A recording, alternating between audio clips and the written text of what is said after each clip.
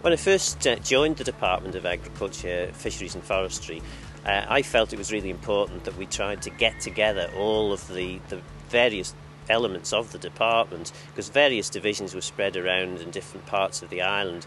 So it was really quite crucial that we got into a single location, added to which, of course, most of the people using our facilities were farmers and fishermen who had to come into Douglas. So it was a really fantastic find to get this site here, to actually be able to get permissions to go ahead with it.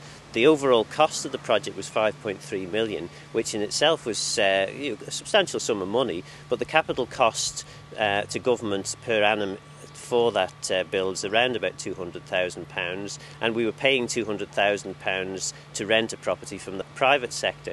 So in essence, it's been actually a sort of almost like a neutral deal for government, and we end up at the end of the day with a building of our own, which, as you can see, is a fantastic building. It's a landmark building, a sustainable building, and a low impact building. So I'm very pleased with what we've managed to achieve.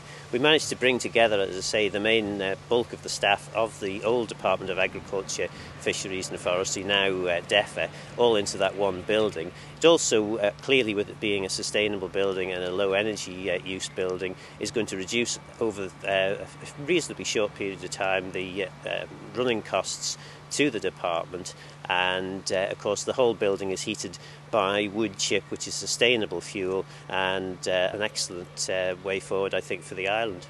The building has some very attractive features to it. One of the important things is the overhanging eaves, which you can see. This stops in the summertime the sun coming out and actually overheating the building, so that's really quite important. Also inside the building there are hemcrete walls, and the mass of that wall assists in regulating both the humidity and the temperature in the building. The ventilation in the building is all actually done, surprisingly enough, by opening the windows, but there's a mechanism that opens the windows when it gets too hot and closes them when it's too cool.